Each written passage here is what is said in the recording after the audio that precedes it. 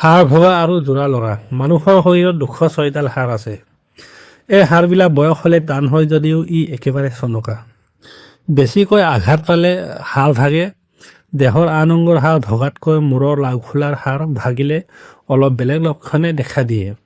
লাওখোলাৰ 6ডাল হাড় ভাগিলে ওপৰ অংশ উখুৰা মুখুৰা হ'ব পাৰে। লাওখোলাৰ তলিৰ সৰু হাড়ডাল ভাগিলে চকুৱে নাকে আৰু কাণে তেজ আৰু পানী ওলাব পাৰে। চকু সাধাৰণতে ক'লা বৰণৰ হয়। মূৰ ঘূৰাই। জোৰা লৰিলে জোৰাত বিষ হ'ব পাৰে। বন দৰৱ। হাড় ঠিকমতে বহুৱাই অৰ্জুন গছৰ ছাল 50 গ্ৰাম আৰু 3টা ফুটা নহৰু খুন্দি বান্ধি দিলে হাড় জোৰা লাগে আৰু বিষ কমে।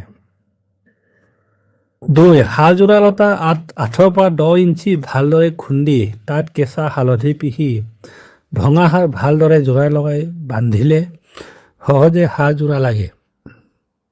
3. হাড় ভাঙিলে আৰু জোৰা লৰিলে বিষ কমাবৰ কাৰণে কেঁচা হালধি খুন্দি সেই স্থানত 24 ঘণ্টা সময় বান্ধি থ'ব লাগে। 4. দৈনিক নিয়মীয়াকৈ 3 চামুচকৈ কেঁচা হালধিৰ ৰস খাব লাগে। 20 গ্ৰাম কেঁচা হালধি খুন্দি 3টা পিঁয়াজ পিহি কাপোৰেৰে ভঙা ঠাইত 2 ঘণ্টামান বান্ধি থ'ব লাগে। তাৰ পাছত সেই বান্ধ খুলি তেল গৰম কৰি সানি পুনৰ সেই বান্ধ বান্ধি দিব লাগে। 5. ভেদাইলতাৰ পাত খুন্দি প্ৰলেপ দি বান্ধিব লাগে আৰু ভেদাইলতাৰ ৰস 50 মিলিলিটাৰকৈ দিনে খাব লাগে। 6. অৰ্জুন গছৰ কেঁচা ছাল খুন্দি গাখীৰত সিজাই তাৰ ৰস খাব লাগে আৰু অৰ্জুন গছৰ ছাল থেতেলিয়াই বান্ধি থ'ব লাগে। 7. শামুকৰ ৰস, কেৰাবনৰ গুটি আৰু মদাৰৰ শিপা একেলগে খুন্দি বান্ধিব লাগে। হাড় জোৰা লাগে।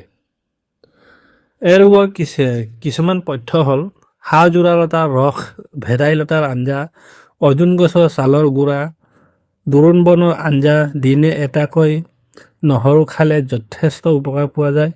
কেঁচা হালধি গুড়ৰ লগত চোবাই খাব লাগে। অপথ্য: মাদক দ্ৰব্য, ধূমপান আদি কৰিব নালাগে। টান কাম, গধুৰ বস্তু উঠোৱা নমোৱা কৰিব নালাগে। এতিয়া জানো আহক আঘাত লাগিলে কি বন দৰৱ ব্যৱহাৰ কৰিব পাৰি। দেহৰ যিকোনো ঠাইত আঘাত লাগি ফুলি উঠিলে আৰু বিষ হ'লে ধুমুৰা ফলৰ বাকলি পিহি আঘাত লগা স্থানত লগাব লাগে। 2. 1 চামুচ কেঁচা হালধি গৰম গাখীৰ 1 কাপৰ লগত খাব লাগে। কেঁচা হালধি খুন্দি দুখ পোৱা ঠাইত বান্ধি থ'ব লাগে। 3. 2 চামুচ হালধি পিহি ৰস উলিয়াই 4 চামুচ আটা, 1 চামুচ খাটি ঘিউ, আধা চামুচ নিমখ আৰু অলপ পানী দি ভালদৰে মিহলাই দুখ পোৱা ঠাইত প্ৰলেপ দিব লাগে।